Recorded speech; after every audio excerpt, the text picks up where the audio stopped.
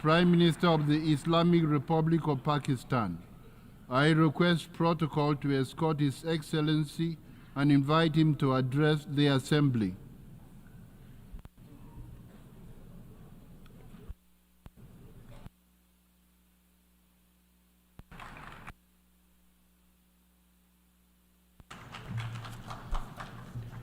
Bismillahirrahmanirrahim.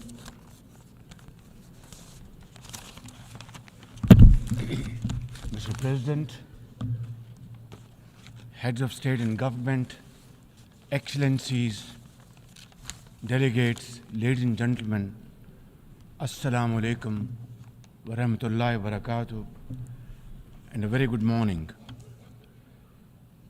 Qala ya abati inni raitu ahda ashara kawkaban wa.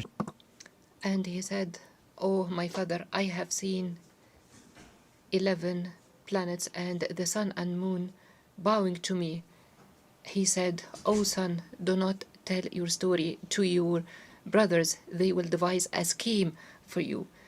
The devil is the enemy of humans." Honor for me to address the United Nations General Assembly for the second time as the Prime Minister of a country that has always been a proactive member of the UN Assembly. I would like to congratulate you and wish you all the success, Mr. President, on your election as the President of the 79th session of the UN General Assembly. I would also like to appreciate the efforts of Ambassador Dennis Francis for his skillful stewardship of the 78th session of the UNGA. Mr. President, the father of our nation, Quaid-e-Azam Muhammad Ali Jinnah, declared in 1947 that we stand by the United Nations Charter and will gladly make our full contribution to peace and prosperity of the world. Pakistan has stood by this commitment unwaveringly. Today, we are facing most daunting challenges to the world order. Israel's genocidal war in Gaza, a dangerous conflict in Ukraine, destructive conflicts across Africa and Asia, rising geopolitical tensions, resurging terrorism, galloping poverty, stifling debt, and the mounting impact of climate change, we feel the chill of a new world order. In response to these challenges, our Secretary General Antonio Guterres called for the Summit of the Future. It led to the adoption of the 54 actions on development, peace and security, technology and global governance in the Pact of the Future. Mr. President, today I stand before you to express the searing pain and anguish of the people of Pakistan at the plight of the people of Gaza. Our heart bleeds as we witness the tragedy unfolding in the Holy Land, a tragedy that shakes the very conscience of humanity and the foundation of this institution. Mr. President, can we, as human beings, remain silent while children lie buried under the rubble of their shattered homes? Can we turn a blind eye to mothers cradling the lifeless bodies of the children? This is not just a conflict, this is systematic slaughter of innocent people of Palestine.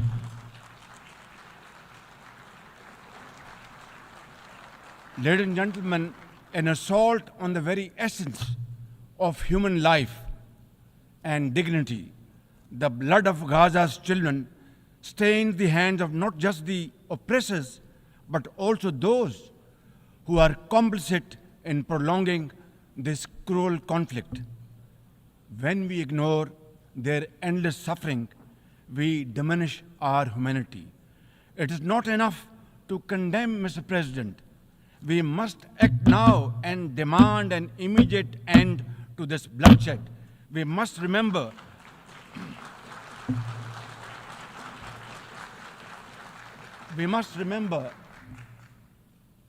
that the blood and sacrifice of the innocent Palestinians will never go waste.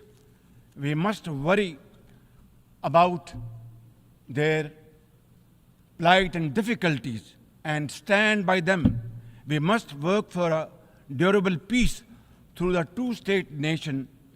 We must seek a viable, secure, contiguous, and sovereign state of Palestine based on the pre-1967 borders with Al-Quds al-Sharif as its eternal capital, and to advance the goals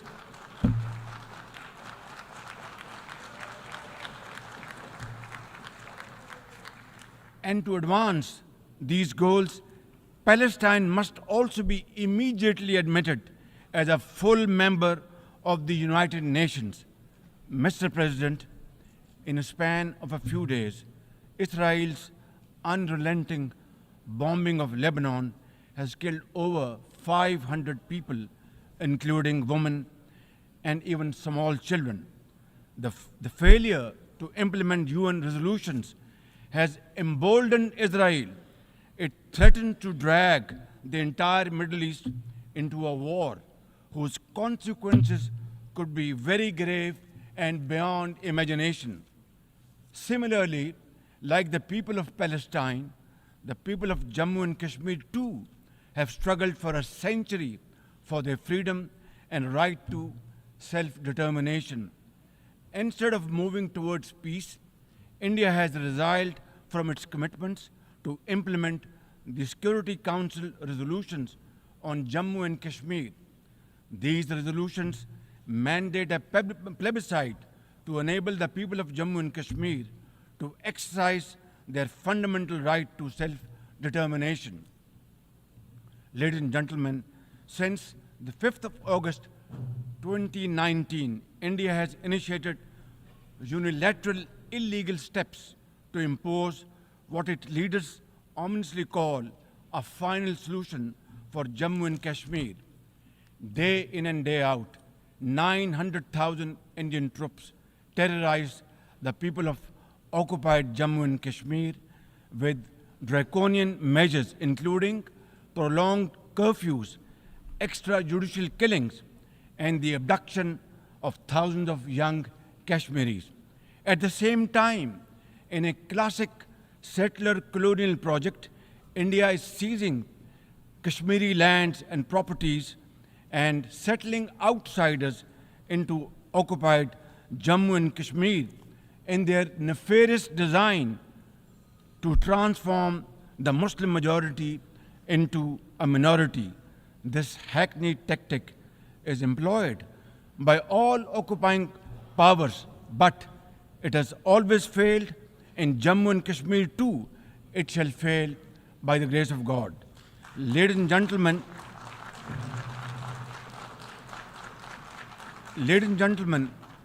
the Kashmiri people are resolute in rejection of the false Indian identity.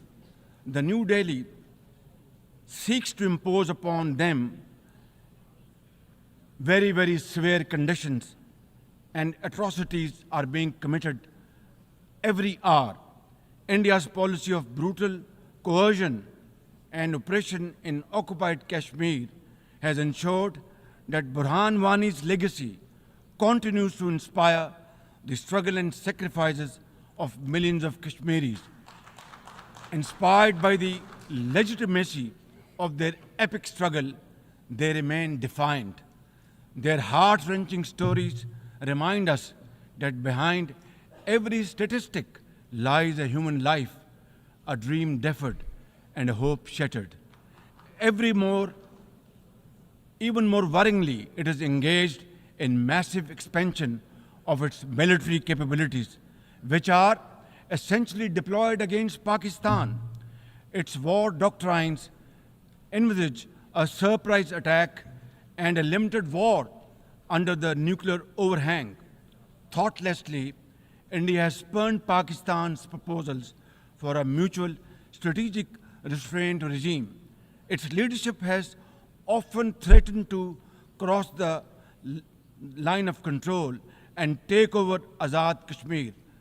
Ladies and gentlemen, Mr. President, let me state in no uncertain terms that Pakistan will respond most decisively to any Indian aggression. Therefore, to secure durable peace, India must reverse the unilateral and illegal measures it has taken since 5th of August 2019 and enter into a dialogue for a peaceful resolution of the Jammu and Kashmir dispute in accordance with the UN security resolutions and the wishes of the Kashmiri people.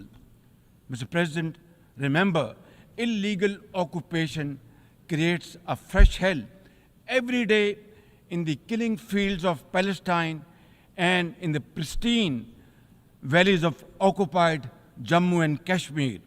Apart from conflicts, Mr. President, the 21st century has brought a cascade of crises, including the reversal of development and the mounting impact of climate change. 2 years ago, my country was devastated by catastrophic floods, causing $30 billion in damages. It is now clear that each summer will bring blistering temperatures and trigger fresh climate impacts. Pakistan emits less than 1% of global carbon emissions, yet we have paid a very heavy price for no fault of ours. This is most unfair in any calculus of global justice. We must uphold the axiom, the polluter must pay. Ladies and gentlemen, Pakistan looks forward to fulfillment of commitments made by our development partners to support the achievements of the SDGs and climate goals, including a new annual goal beyond $100 billion in climate finance. Mr. President, with nearly 100 developing countries trapped in the vicious cycle of debt and liquidity crisis, which I always call a death trap rather than debt trap, achieving the SDGs in these circumstances remain a distant mirage. The international financial architecture, which the Secretary General has described as morally bankrupt, and the world trade and technology regimes must be reformed and aligned to promote development and global equity. Mr. President, since assuming office in March this year, the progress and prosperity of my 240 million people has been my singular focus. We have taken some very difficult but necessary decisions that have rescued our economy from collapse, restored macroeconomic stability, controlled fiscal deficits, and strengthened our reserves. As a result, inflation has come down to a single digit by the grace of God, and the prospects for economic growth has revived. I would like to explain this challenge and the way we are negotiating, Mr. President, by reciting a stanza from a poem which enormously makes me very emboldened, very brave, and hardworking, and commit untiring efforts. And this stanza is a befitting example of hard work and, of course, facing challenges and then pave the way for success stories. And stanza is, when things go wrong, as they sometimes will, when things go wrong, as they sometimes will, when the road you are trudging is all uphill, when things go wrong, as they sometimes will, when the road you are trudging seems all uphill, when the credits are low and debts are high, when the credits are low and debts are high, when you want to smile, but you have to sigh. When you want to smile, you have to sigh. When care, read health. When care is pressing you down a bit, when care or health is pressing you down a bit, rest if you must, but don't you quit. This is how, Mr. President, we have learned to face our challenges and negotiate the most daunting challenges we have faced. Mr. President, situated at the crossroads of South and Central Asia and the Middle East, we have prioritized geoeconomics and regional connectivity to secure win-win outcomes for our people. The second phase of the landmark China-Pakistan Economic Corridor has been successfully launched through the Apex Special Investment Facilitation Council. We are mobilizing investments in resilient infrastructure, renewable energy, minerals, sustainable agriculture, and technology. This will herald a new era of development and modernization in my beloved country. Ladies and gentlemen, for 2 decades, Pakistan has fought terrorism boldly and most successfully, defeating terrorist groups within Pakistan. We have paid a very heavy price. 80,000 of our brave soldiers and civilians have been martyred, including innocent school-going children. And the gory memories of APS school carnage haunt us till date. Our economy has suffered a loss of $150 billion. Unfortunately, today we are again confronted by a new wave of externally financed and sponsored terrorism, especially by the TTP, Fitna al-Khawarij, and its associates.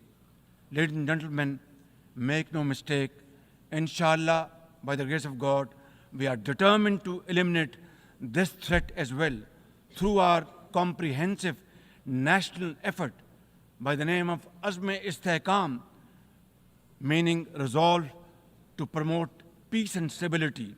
And we will work collectively with the international community to combat all forms of terrorism and reform the global counterterrorism architecture. Mr. President, Pakistan seeks the earliest possible normalization of the situation in Afghanistan. We join the UN's appeal for $3 billion in humanitarian assistance to the millions of suffering Afghan brothers and sisters. At the same time, we endorse and share the international expectations that the Afghan interim government would respect human rights, including the rights of women and girls, and promote political inclusion. In particular, the interim government must take effective action to neutralize all terrorist groups within Afghanistan, especially those responsible for cross-border terrorism against neighboring countries. These include ISIL-K, Daesh, the Al-Qaeda associated TTP, Fitna al-Khawarij, Majid Brigade, the BLA, and other terrorist groups which unfortunately are seen on Afghan territory. Mr. President, another troubling global development is the escalation of Islamophobia, which is now manifested by frequent desecrations of the Holy Quran, attacks on mosques, negative stereotyping of Muslims, and acts of discrimination and violence against them. The most alarming manifestation of Islamophobia is the Hindu supremacist agenda in India. It aggressively seeks the subjugation of 200 million Muslims and the obliteration of India's Islamic heritage. Pakistan and the OIC will work with the UN Secretary General and the Special Envoy to implement a plan of action to combat this scourge. Ladies and gentlemen, Pakistan seeks an immediate end to the tragic conflict in Ukraine and its peaceful resolution in accordance with the UN Charter and international agreements. Ladies and gentlemen, Pakistan has a long and proud history of solidarity, friendship, and cooperation with the nation of Africa. We will continue to cooperate with them to counter terrorism and resolve regional conflicts, including through UN peacekeeping and peace building in the region. Finally, Mr. President, as we leave this august hall, we must carry with us a message for our people that the weak are not voiceless, that the oppressed should not lose hope, that poverty is not preordained, and that Allah Almighty promise of justice and equality in our terrestrial home must be respected. I thank you all and thank you very much for your time. God bless you.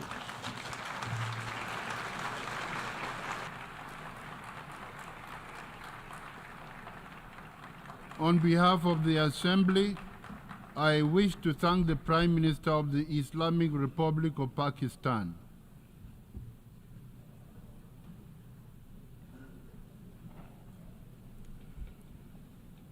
The Assembly will hear an address by His Excellency Benjamin Netanyahu, Prime Minister of the State of Israel. I request protocol to escort His Excellency and invite him to address the Assembly.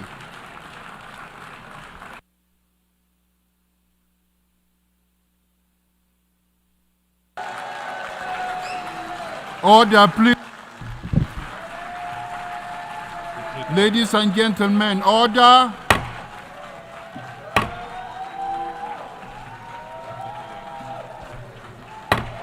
Order.